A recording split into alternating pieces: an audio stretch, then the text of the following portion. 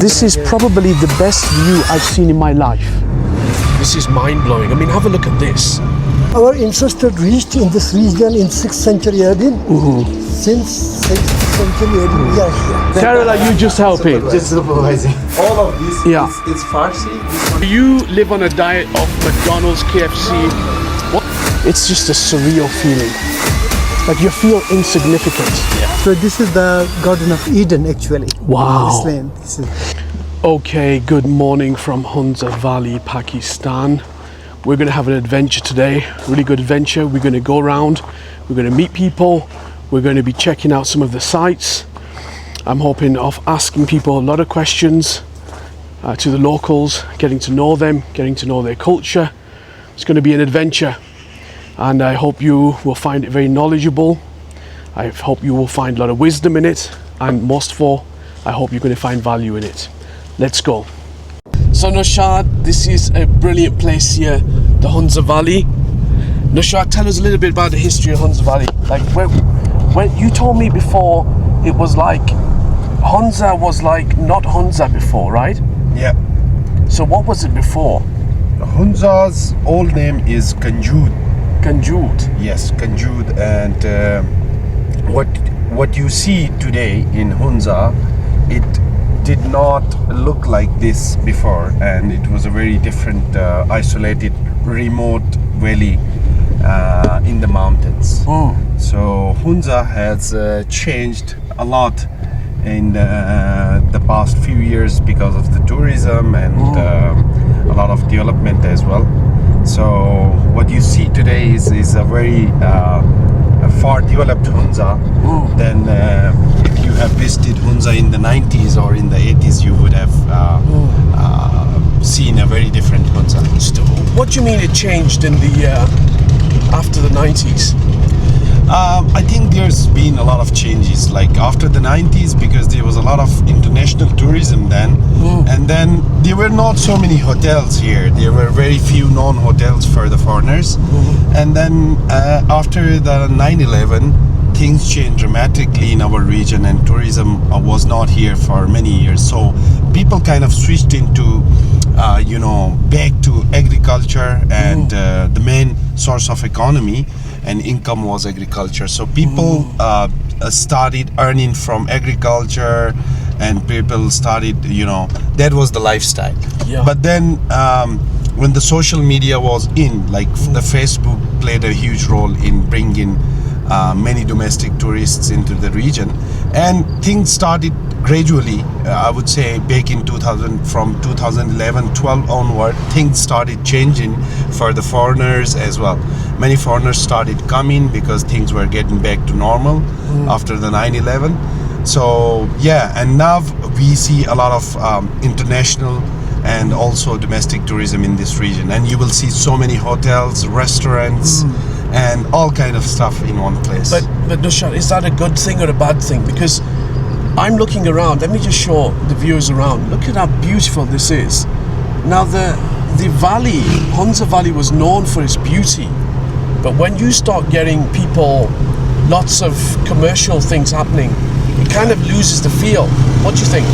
Yeah, that's right, Osman. I think that tourism should be sustainable and eco-friendly. Absolutely. I would never say that there should be unplanned construction in a very fragile ecology. And this here is a very fragile ecology among the mountains, and we live among the glaciers. So I think, unplanned construction and doing unsustainable practices in this region is going to harm this place in the longer run. So we are the most vulnerable region for the climate change. So I think people should think always before doing any kind of development in this region. Particularly, I would say for the corporations, they have jumped in to make big money. They have invested a lot of money in this region, and they are still, doing a lot of investments in this region.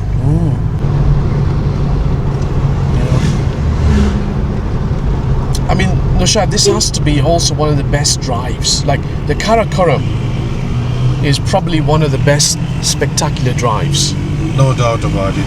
Yeah. Wherever you go on Karakoram, if you drive from here to the China border, you will see such a beautiful landscape on the way, and you will see so many glaciers, so many mountains, so many different kind of landscape on the way. So this is, I do not disagree with you. This is one of the most beautiful drives in the world. Yeah, absolutely. I was in the China part a few years ago on the Karakoram, and that was spectacular. But I have to admit, I mean, looking at this is mind-blowing. I mean, have a look at this. You're faced with, this is Rakapushi, right? Yeah, you're driving just in the market and you see this I know. huge mountain, which is 7,778 meters. You will see right in front of your car. Unbelievable. It's almost majestic. You look at it and you think, wow. You know, the other thing is, Nishad, one of the things I've noticed here is that it seems to be a spiritual place, Hunza. Yeah. You know, it's one of those places you come, your body unwinds, you relax, but there seems to be something very spiritual here, right? Yeah, now tell me, before you were saying it was Buddhist. Yeah. Before Islam came into this region, there was Buddhism, and you will clearly see the signs of Buddhism everywhere in this region. You will see a lot of sculptures, you will see a lot of carvings, you will see a lot of stuff on the mosques and other things, that there was a huge influence of Buddhism in this region. Yeah, and you know, you've got towns like Ganesha, which we're going to visit, the oldest settlement. You've got other names which are Hindu names. Ganesh is actually, it sounds Hindu, but there are many perspectives attached to it. We still don't know where exactly the name came from. Did it came from the god Ganesh, The Hindu elephant god, or did it came from a local word or something like that? So it's still we don't know.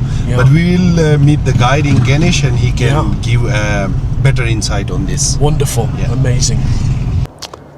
Okay, this is the first settlement in Hunza behind me.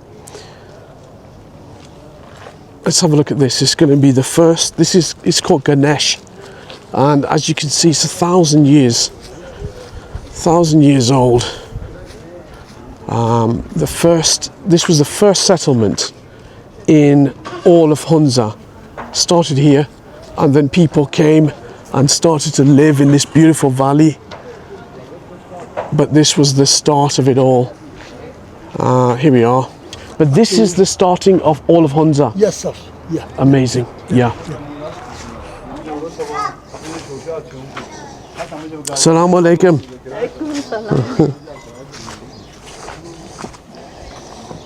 So tell me, have you lived here your whole life? Yeah. Our ancestors reached in this region in 6th century AD. Since 6th century AD, we are here. You're here. Yeah. Amazing. So what's this place?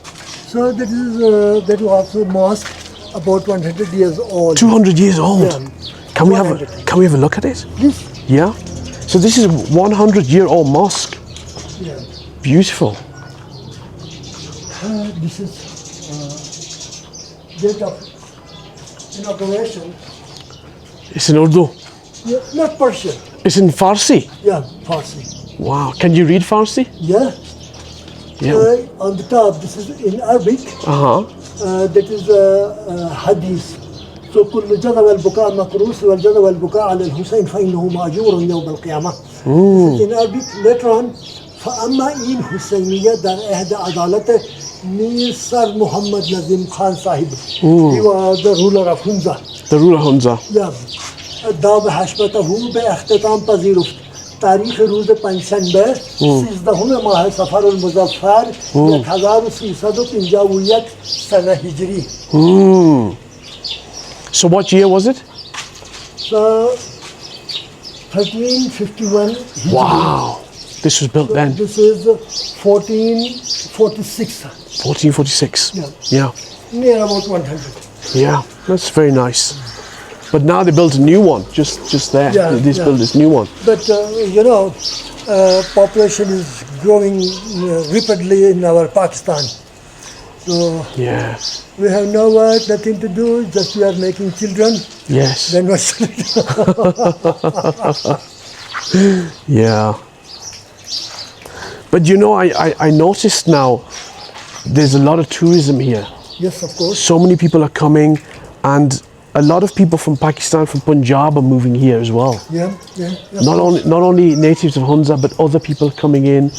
Yeah, of course. And are you afraid that the culture might dilute? Yes. That's a big worry, isn't it?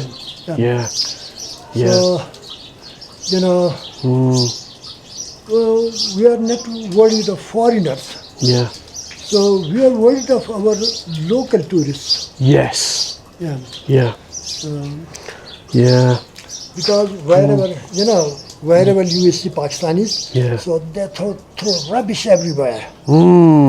So, That's a problem. We need to protect this area.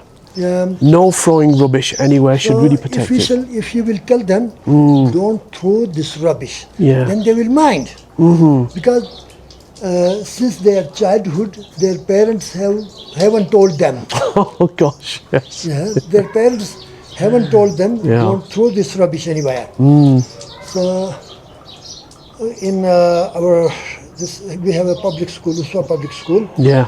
So in the morning in assembly, so teacher told them to children, so don't throw this rubbish. If you will eat any biscuit or any toffee, keep the wrapper in your pocket or in your bag. Yeah. Then when you will go back to home, then you deliver it to your mommy. Absolutely. So when they came out of school, so they were going toward their house. A car came over there, and they threw big bag of rubbish from the window of car. So he went in front of that car. He said, "Stop, stop." So the man asked, "What happened to you?"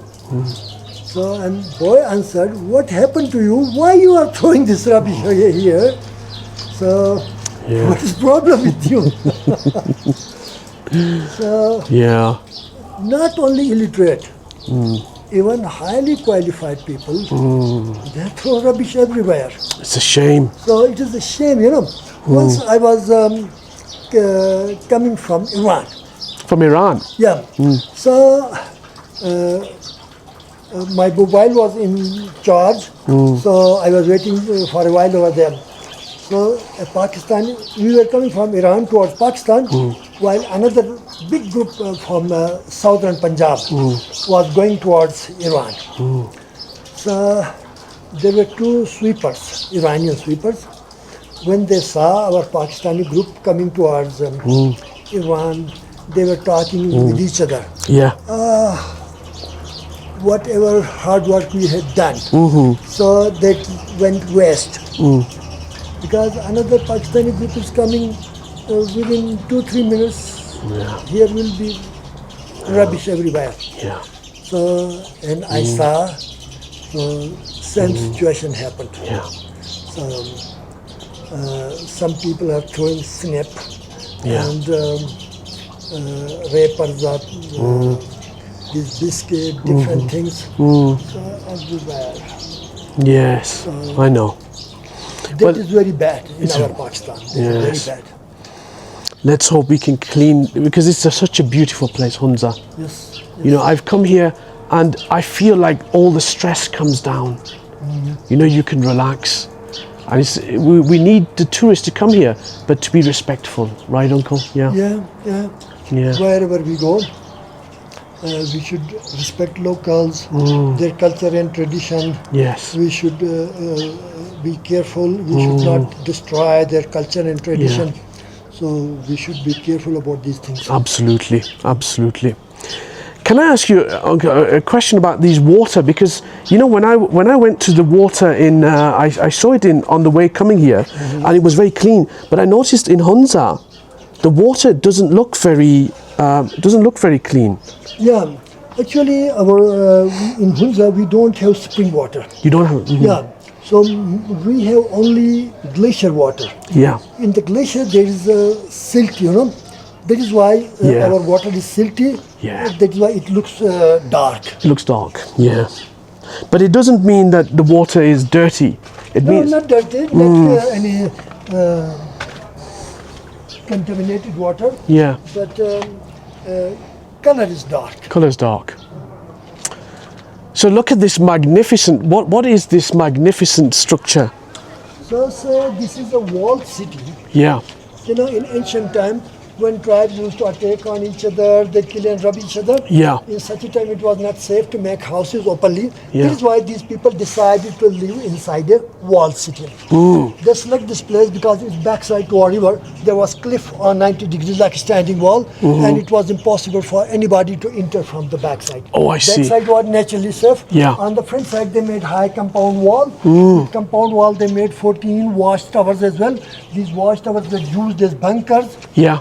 So from this watchtower, they could watch their enemies when they were reaching the effective range of their arrows. Then they could shoot arrows. So these are watchtowers. This Yeah. one, this one, and this Some one. of them were a little bit smaller, like this one. Yeah. And some of them were a little bit bigger, like that one. So, but altogether there were 14. 14. Yeah. Yeah.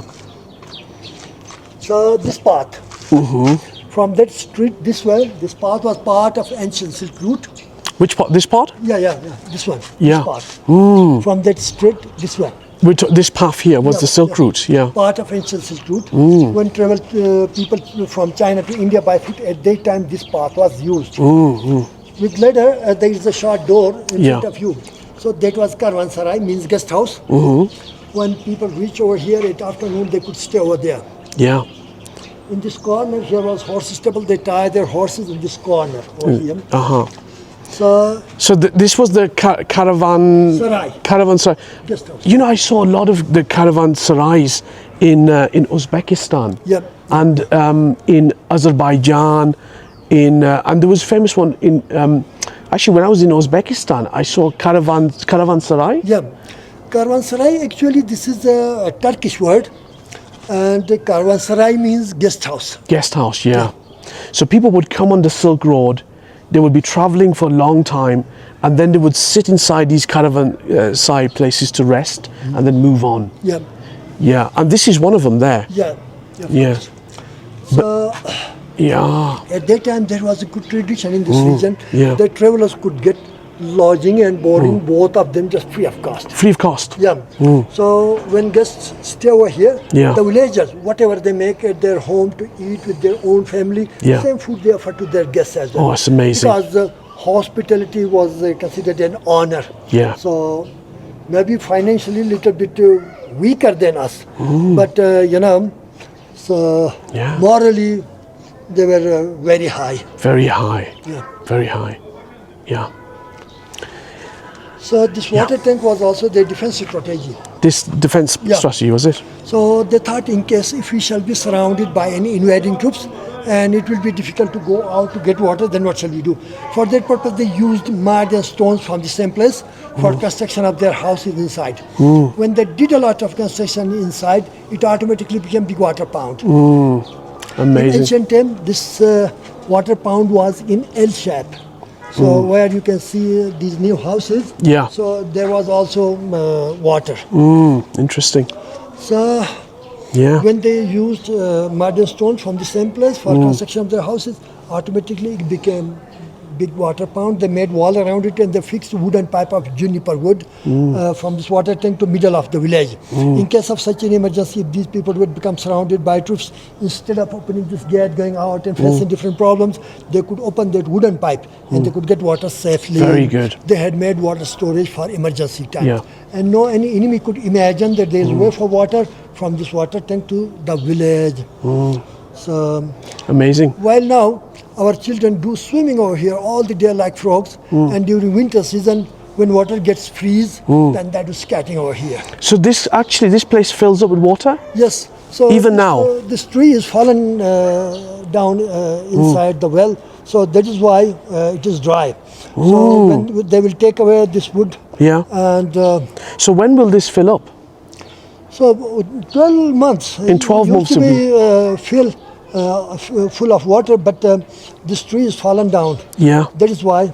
So now people will take away this wood out, Yeah. and a lot of mud is also gathered inside. Yeah. So we shall take away this mud as well. And We shall clean, and then yeah. And where is the water coming from? Is it coming from the mountains? from that Ultar glacier, yeah. The Ulta Glacier. That that mountain produces a lot of water. It's a lot of water coming down from that So mountain. mostly this Hunza irrigation system, and for drinking, this from this Ultar glacier water provides to us. Yeah. Amazing. And can we have a look inside these places? Yeah.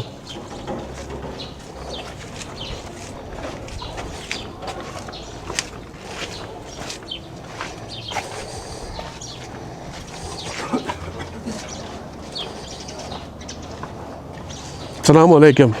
So this was the only entrance. Yeah. Soon after getting dark, they closed this gate from inner side, and they never open this gate in the night time. After closing of the gate, from this small hole, watchmen to watch this path through whole night. So please come inside. I shall lock the gate and show you its lock system.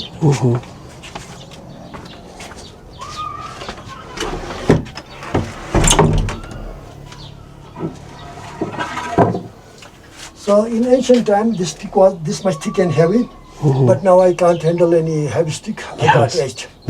So that's why I'm using very light one. So in this place here was a small hole as well. So they fixed this stick like this. Oh, I see. From here, they fixed an iron rod into that hole, and gate was becoming locked. Yes. So opening of this gate during the night time was considered treachery with village because they consider themselves unsafe. That is why they opened this gate only in daytime. So in this village we have 7 old mosques. 7 old mosques.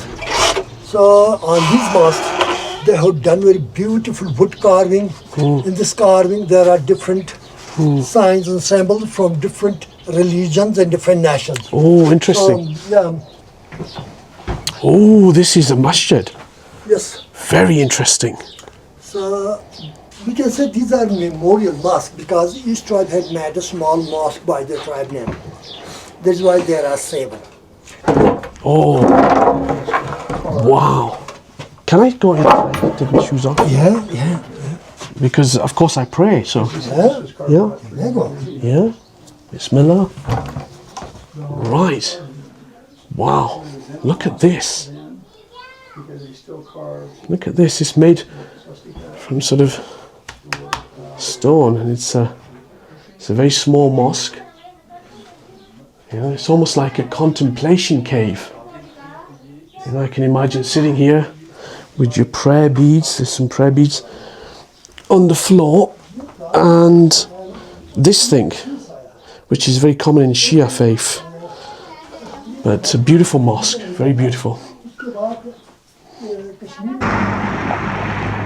Long live Pakistan, China, friendship. Pak-China friendship tunnel. This was designed by the Chinese, or built by the Chinese. The whole Karakoram was all the way through to Pakistan. Look how beautiful it is. Have a look at the color of this place.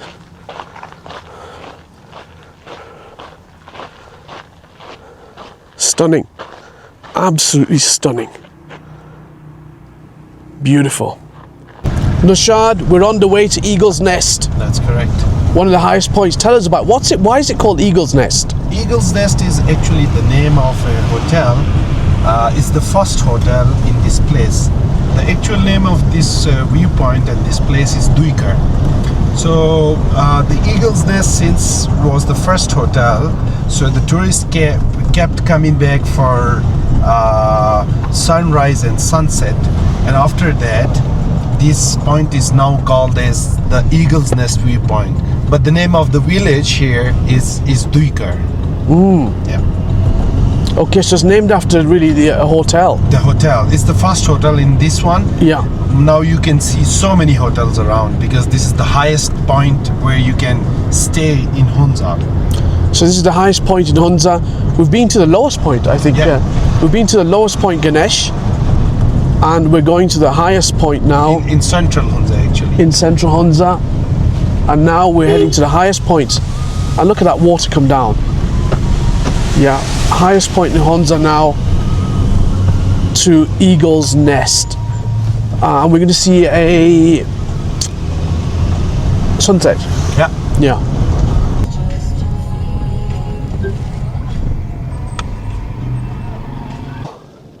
It's majestic.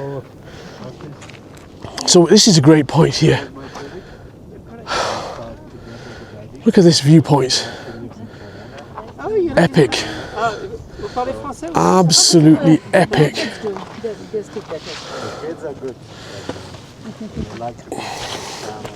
Look at that view.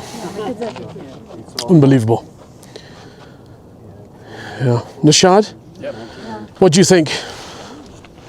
What do you think? You tell me. What do I think? What do I think? I think spectacular. Really. Isn't it? I think spectacular. I think it's a blessing to be here amongst the highest points of mountains, surrounded by mountains all the way around, right? Yep. Like literally 360 degrees, we're surrounded by mountains. And it's just a surreal feeling. Like you feel insignificant. Yeah. Climbing up to the Baltic Fort with Nushad here. Yeah, and we're checking out this shop. Let's try an organic one. Yeah, here we are. It's very tough. Very tough, but it's the natural stuff. Completely dried, no chemicals, right? No chemicals. No. It's almost like candy. It's like candy. Yeah. Dried stuff, but really good. Good for you. And walking like this, I mean, look at that walk. How do you walk up there every day? Yeah, every day. Maybe twice in a day. You do this walk twice in a day? Yeah. That's why you're so fit. Yes.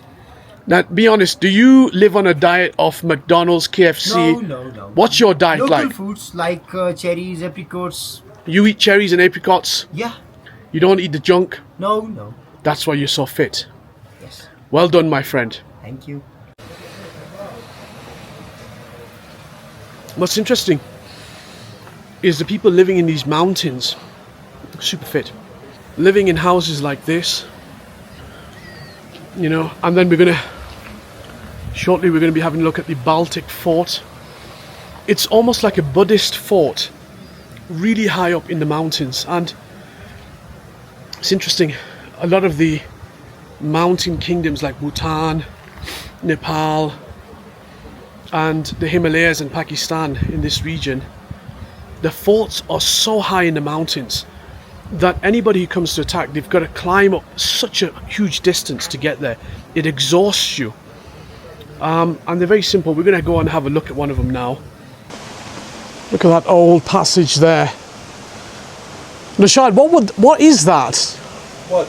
This, yeah, what's that? This is the Hunza traditional ceiling.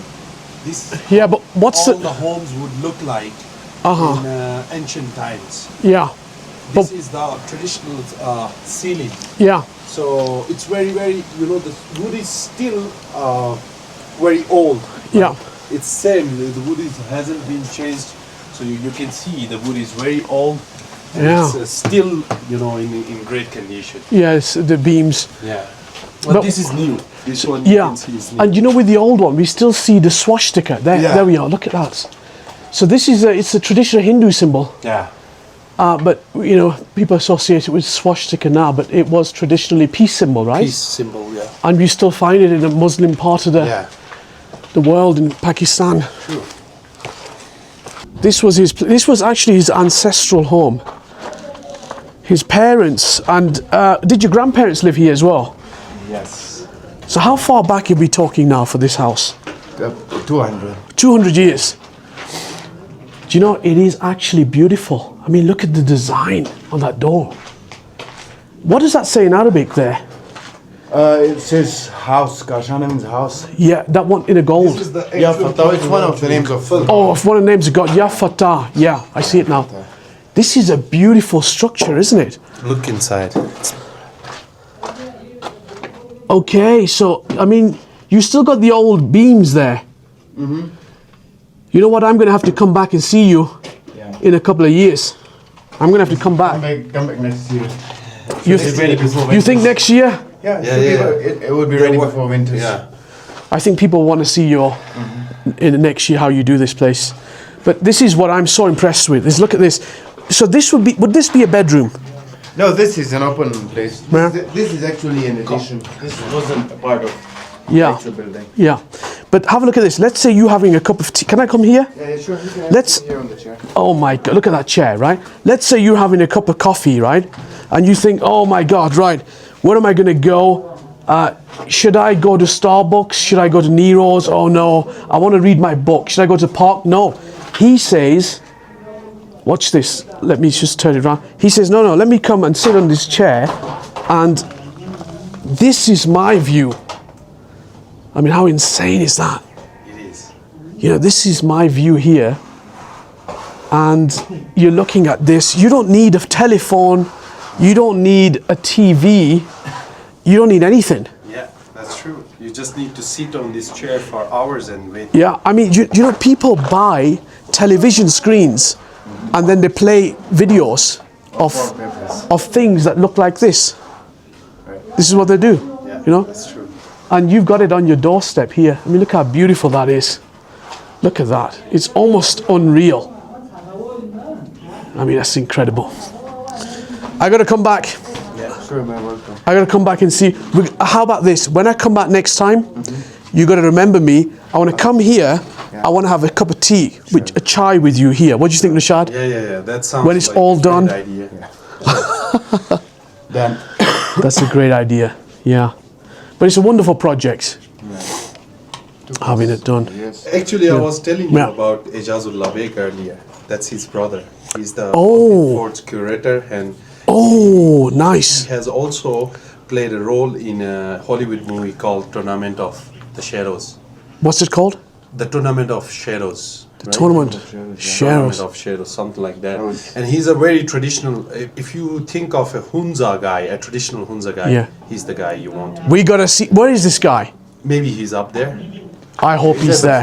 Yeah. I hope he's there. We got to see this We're guy. gonna meet him, and he has a lot of stories to tell. Oh, we got to meet him. Is he your cousin? He's No, he's brother. my brother. He's His my elder eldest brother. And he is the Yeah. one who is doing all these things. Like Yeah, that's you his see? brother. Oh, so he's the mastermind behind Yeah, this. he's the Yes. mastermind. He's the Behind all guy. Wow. this, Khairullah is just helping. Kerala, you just helping. Supervisor. Just supervising. All of this, Yeah. it's Farsi. This one is Persian. I love Farsi. Yeah. Can you read Farsi? I can read, but I don't understand. I'm guessing this is like this is probably a poem from either Hafiz or Shirazi. Yeah, or, probably Hafiz or Shirazi. Yeah. That's his favorite. yeah, or my favorite Rumi. Rumi, Hafiz, Yeah. Shirazi, one of them. Well, thank you very much. We're going to go and see your brother now. We'll see you nice soon. having you here. Very nice to see you. Yeah. Okay, you're not. Okay. Now, Noshad, this is a hell of a trek. Yeah, it is. You know, we've been going up here quite a while now. It's a very almost Tibetan design. Yeah. Very Tibetan. Sultan Khan Pardesi. Built very high up. Yeah, look at that. And it always makes me think why they built him so high. But then the word defense comes into your mind. Yeah, beautiful structure. Yeah. We met your younger brother, and he's a very interesting chap. Yes. And he showed us your ancestral home, how beautiful it is. And then he told us you're the mastermind behind it, the guy who built it. Yeah. I tried to do some modifications and restore it. Yeah. What's the Farsi on the doors? That is a great poetry from the Gulistan Sadi. Sadi's Gulistan. Yes, yes. Yeah. It says that one day I visited my friend's washing place, he gave me a piece of lump of soil, Yes. a piece of brick, which Yeah. was sweet smelling. Yes. I was really astonished, Yeah. and I was intoxicated. Uh-huh. And I asked that piece of brick, why you are so sweet smelling? Yeah. It replied, well, I have remained in touch with the flower for a while. That is why I'm having such a good fragrance. Otherwise, I'm just a useless piece of brick. Oh, wow. Incredible saying, isn't it? And I love Sadi because Sadi wasn't only a traveler, but Sadi was a spiritual being. He was not only a poet, but a man of wisdom, hikmah, Yes, and, you know, I mean, it's very hard to find people like Sadi now. very hard. Sadi, and of course, the one who calls to me deeply is the Mevlana, Rumi. Maulana Rumi, Of course, Rumi, but Sadi, Hafiz, these Farsi-speaking poets, Poets. they've made such a huge impact on the sort of Central Asia True. and Muslim world now. And I think we've lost a lot of this deep hikmah so. and wisdom now. Yeah, I always explain to the people, if you just have a degree in any conventional subject, you won't be a very blessed person still, Yes, unless you don't go into these books and read and try to feel and understand. yes, Then you will be a very good human being in this world. You know. Yes. You will be very awakening, absolutely. very Yeah. much awakened. Yeah. So Yeah. these rare people are very few. I think very few in the world, I guess, nowadays. Yes, And I try my best to read and understand, and so in that sense, Yes. I'm more inclined to this type of topics. yes, absolutely. Me too. I'm very much in love with traveling, in love with Rumi, Hafiz, Sadi, and reading these forms of literature. Booye roze dar hama mein bedaste az doste min raftam begufta manguleni na cheez budam. It is something like that. Yes, yes. You memorized it. I always read and memorize this. Yes. So Such beautiful poetry. it's beautiful. Yeah. And then I said, okay, well, my ancestors have gone, my father and then their ancestors. So Yeah. this is our place from where we grew for 7 generations. Yes. So I said, well, make it something interesting and leave it. Maybe future generations will enjoy. Yes. And people will, like you, many will come and sit Yes. there and talk and maybe have a Yes. tea Yes. and hear some music sometime. Yes, absolutely. Or maybe read a book. Yeah. I have to ask you because when I come to Hunza, and look where we are now, we have, this is Hunza. probably the best view I've seen in my life. This is, quite possibly, True. the eye cannot do this justice, right? The eye cannot, the camera can't do it justice. No, this is And beyond the human Yeah. talent and human capacity. Yeah, it's beyond, I like that. It's beyond human talent and beyond human capacity. I think so. It's a beautiful saying, yeah. This is something very, very sacred. Very sacred. And I was speaking with Nushad and I said to him, when I come here, you almost feel drawn to forget a lot of the tension from your city life and True. the things you have there. It's almost like these mountains, they pull you True.